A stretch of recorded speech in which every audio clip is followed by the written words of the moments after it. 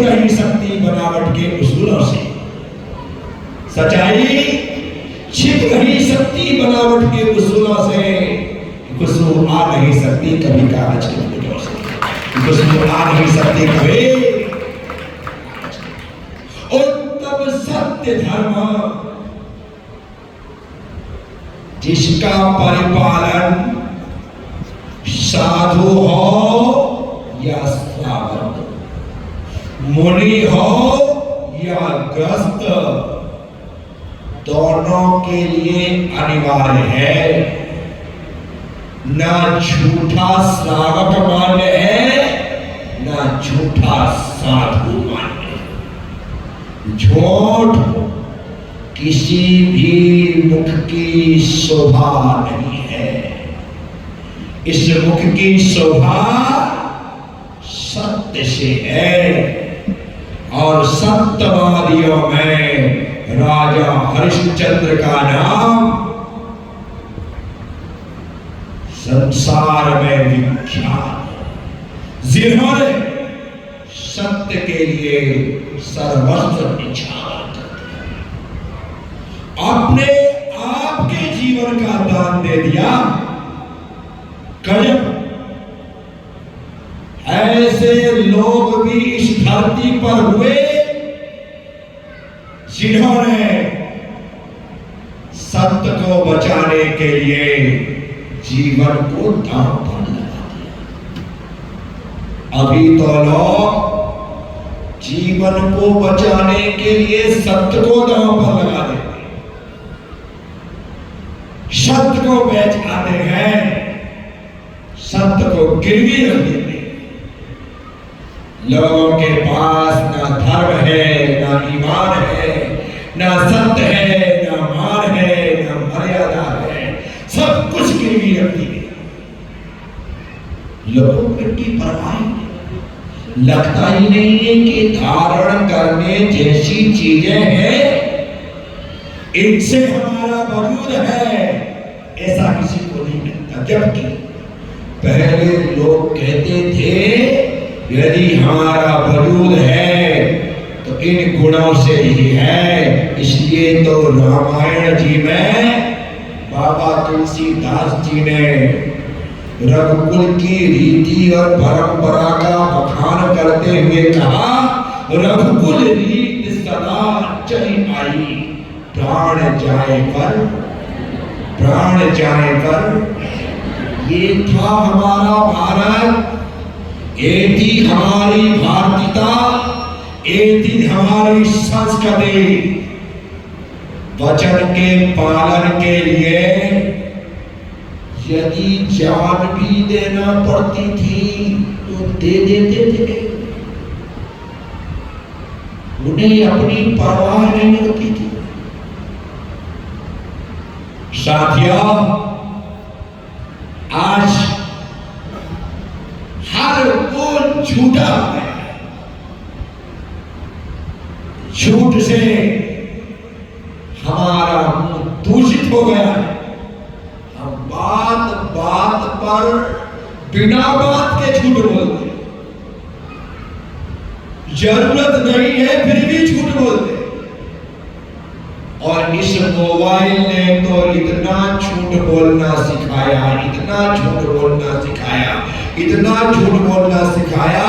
Phone में बात कर रहे हैं और सामने वाला पूछता है कहां हो। ईमानदारी तो है ही नहीं, सत्य तो है ही नहीं। आप कह देते हो मैं भी घर में हूं, सामने वाला कहता है पीछे मुड़ के दे। क्या कहता है? अब फिर कहता है मैं तो मजाक कर रहा था। जब अपनी आप पड़ी तो बात को मजाक में डालने की कोशिश करता। साथियों, ऐसा मत करिए। वर्तमान के लिए कहा जाता है सत्य अहिंसा से तो अपना से इतना नाता है, दीवारों पर लिख देते हैं, दिवाली में टूट जाता है। बस ये अच्छी बातें सिर्फ दीवारों की शोभा बढ़ा रही है। पहले दिल की शोभा बढ़ाती थी, आज सिर्फ दीवारों की शोभा बढ़ाती है। थॉट्स लिखे हैं, अमृत वचन लिखे हैं, अच्छी अच्छी बातें लिखी हैं, लेकिन पढ़ने के बाद भी मानता कौन है? ना आप अच्छी बात मान रहे हो, ना बुरी बात मान रहे हो, कुछ मानता है। साफ लिखा है यहां पर पेशाब करना मना। क्या हर व्यक्ति अपनी दीवार पर लिखवा देता है बेचारा ऐसे स्थान पर, और जैसे ही वहां पर लिखा हुआ आदमी पढ़ता है उसको याद आ जाता है मुझे पेशाब करनी थी और वो खड़ा हो जाता है। अरे भाई मना कर रहे हैं, लेकिन आदमी पढ़ करके अभी आप इस कोने में या इस कोने में पर्दा लगा दो और लिख दो पर्दे के पीछे झांकना मना है या पर्दे के पीछे ना झांके। अब जितने लोग बैठे हैं क्या के पर्दे के पीछे है क्या? कुछ तो होगा। जाते जाते एक बार जरूर देख करके जाएंगे, बाद में पता लगेगा दिन में बहुत सारे बंदर आए थे गंदगी कर गए। तो इसलिए कार्यकर्ताओं ने सफाई वाला नहीं मिला तो पर्दा लगा करके काम चला लिया कि झांकना मना है। अब हर व्यक्ति झांक करके गया। आदतों में शुमार है, निषेध में निमंत्रण मना करो तो आदमी वो काम ज्यादा करे। मैं आपसे कहूं कि आज रात घर जाने के बाद 9 से 10 बजे के बीच 1 घंटे आपको टमाटर याद नहीं करना है। क्या 9 से 10 टमाटर याद करने का त्याग। अब जैसे ही 9 बजेंगे 10 बजे तक आपको ऐसा लगेगा जैसे टमाटर की मंडी में हो, चारों तरफ टमाटर टमाटर टमाटर टमाटर। क्यों? क्योंकि मना किया गया कि टमाटर को याद, जिस चीज के लिए मना किया जाए और ऐसे तो कभी टमाटर याद ही नहीं है। विचार करो तो उसे कहा जाता है कि रोज जाप किया करो, रोज पाठ किया करो, रोज पूजा किया करो, तो तुम्हें याद ही नहीं है। तुम्हें मना करवा दिया जाए कि चल नियम ले ले, कल से तुम नमोकार मंत्र मुंह में भी नहीं आने देगा। अब तुम्हारे मुंह में बार बार आएगा और अपने ऐसा नियम दे दिया कि नमोकार नहीं पढ़ना है, मेरे तो उसे निकलने वाला है। क्या होगा? निषेध में निमंत्रण। सत्य के रास्ते पर चलिए।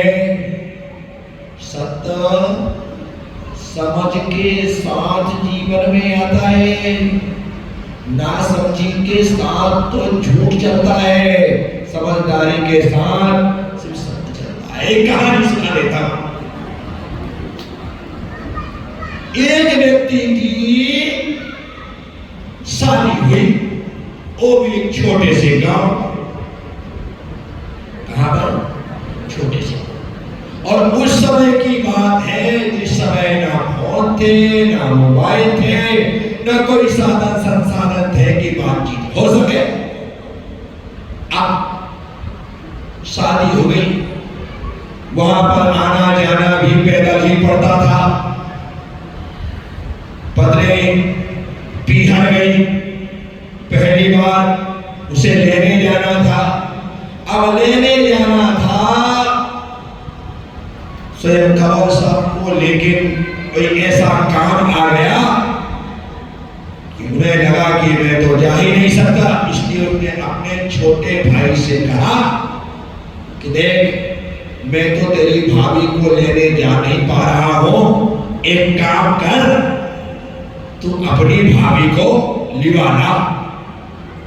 हाँ भैया मैं लिवा लूं, लेकिन याद रखना तो थोड़ा ना नानी कर देता है ना सब्जी कर देता है। वहां पर मेरी ससुराल में तुझसे कुछ भी पूछे उनका जवाब बड़े सोच समझ करके देना, हाँ और ना कब कहां बोलना है इसका ध्यान रखना। बोले भैया आपने क्या समझ रखा? बोले नहीं बेटा, मैं तेरा छोटा बड़ा भाई हूं तो मेरा छोटा भाई है, इसलिए समझाना मेरा फर्ज है, इसलिए हाँ और ना का जवाब बराबर। बोले हाँ भैया बराबर। बस वो चला, 2-3 दिन में ससुराल पहुंचा। वहां जाने के पश्चात उसका स्वागत सत्कार हुआ, और भगत हुए। तैयार होने के पश्चात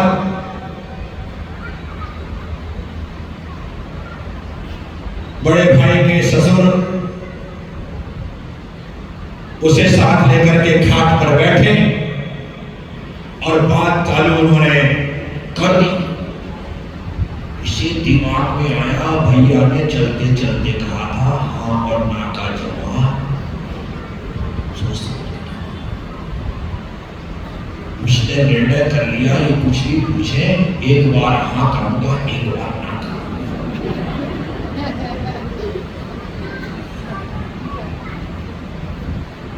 एक बार हाँ कहूंगा, एक बार ना कहूंगा। दिमाग में फिर गया। अब बैठे और बैठ करके बात, बोले भाई तुम्हारे झालरा पाटन में सब अच्छा है, सब ठीक तो है? हाँ। बड़ी खुशी थी कि चलो गांव में सब ठीक। उसका जवाब भी सही हो गया, इससे खुशी हुई कि मेरा सही जवाब से क्या गांव में सब ठीक। दूसरा प्रश्न, घर में सब ठीक तो है? बोले ना।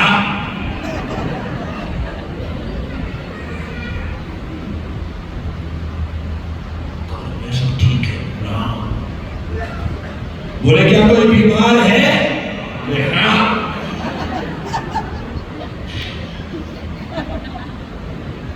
कोई बीमार है? बोले क्या तेरे माता पिता बीमार है? बोले ना।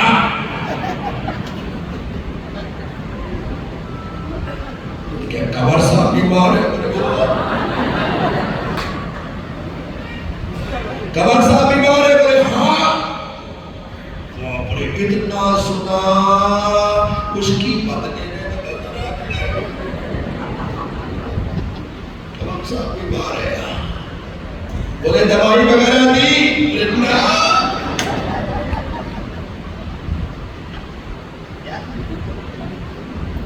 बीमार है, दवाई दी? बोले ना। क्या ज्यादा बीमार है? बोले हाँ। बोले बचने की उम्मीद है? बोले ना। बोले मर गए?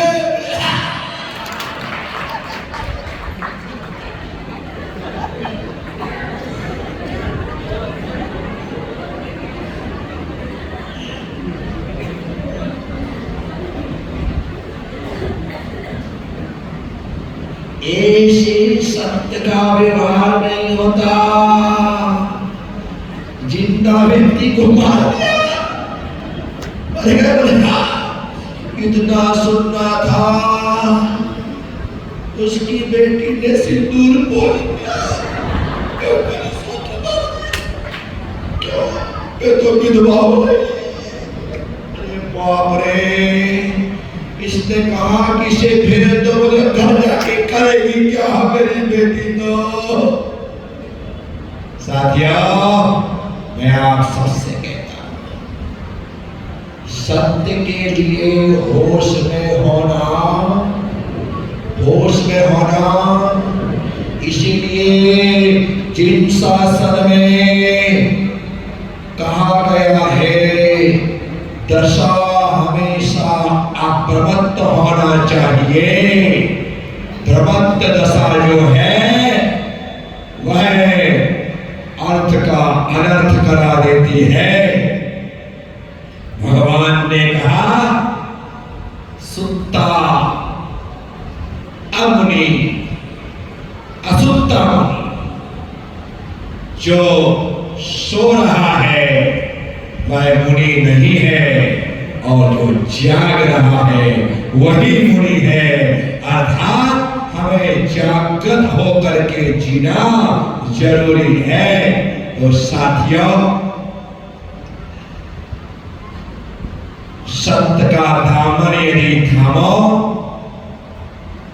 सत्य का सहारा यदि लो, तो अपने आप को पूरी तरह से जागरूक रखना, अन्यथा हमारे द्वारा अनर्गल प्रभाव हो सकता है।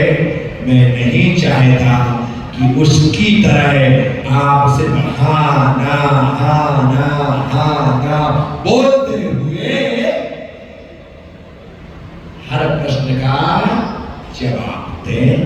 आपने सुना है और कही तो उम्मीद और विश्वास रखूंगा, सत्य का सहारा हम जीवन में लेकर के चले और मोक्ष मार्ग के पथिक बने। ओम नमः सबसे क्षमा सबको क्षमा।